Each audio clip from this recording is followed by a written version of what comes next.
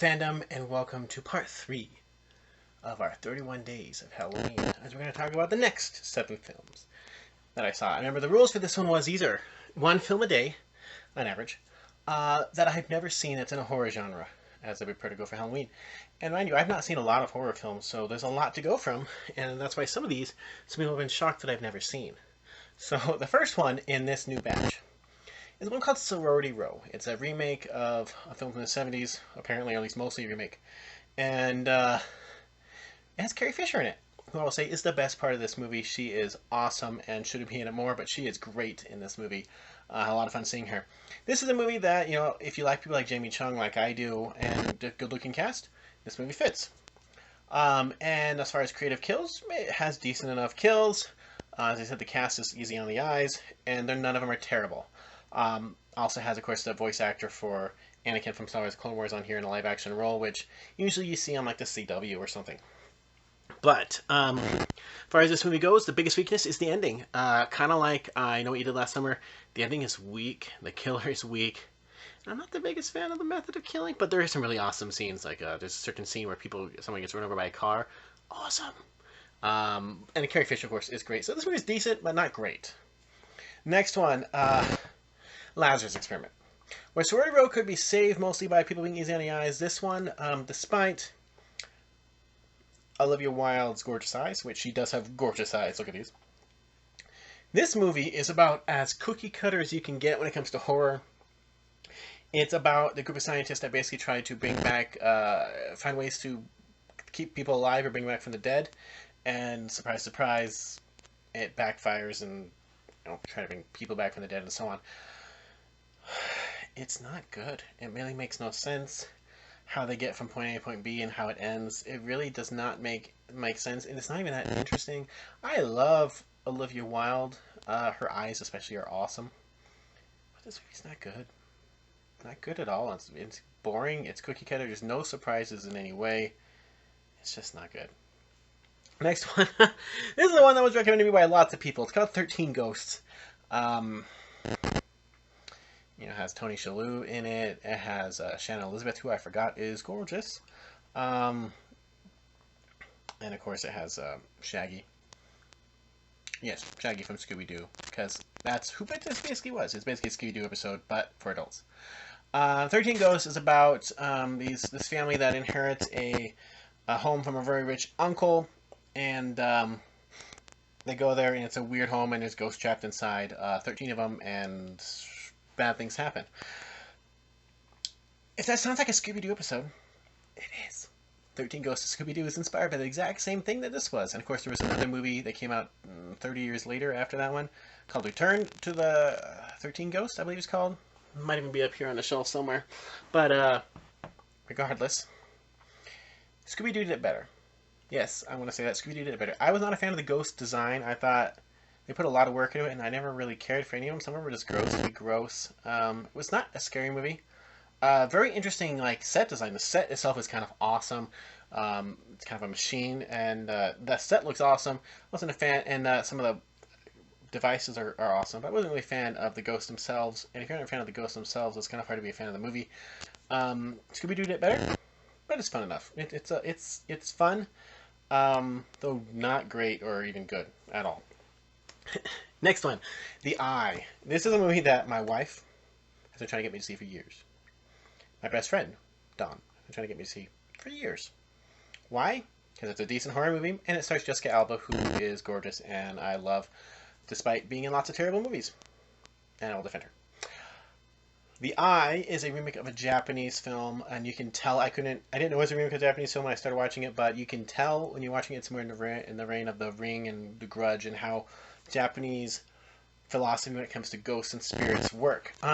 Basically, the basic story is a blind violinist, Jessica Alba, gets an eye transplant, and these eyes were apparently from a woman that was burned as a witch in Mexico, and she starts seeing dead people and so on.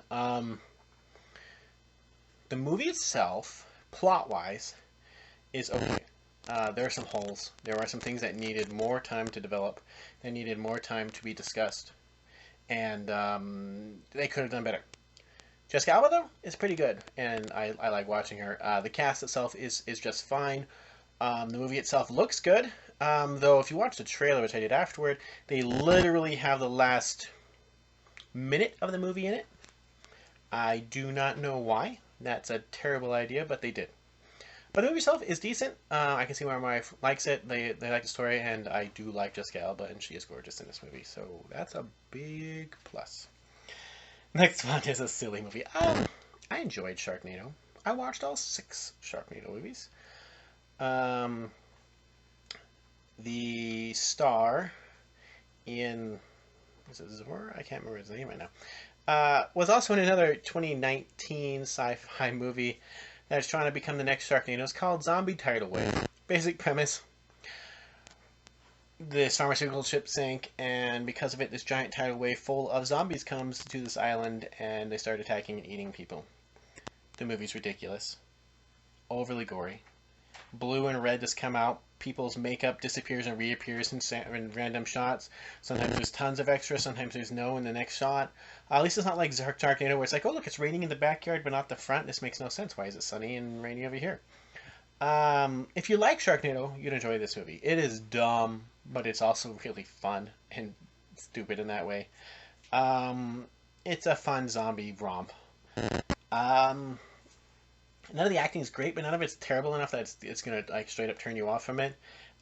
If you like sci-fi type movies and crazy weird gore doesn't turn you off, and the concept of a giant tidal wave of zombies appeals to you, watch this movie. It's fun and it's short, and it's trash, but trash I like. Next movie, The Final Girls. This one I saw on lots of lists of best slasher films, and so I saw it. It's a comedy basically.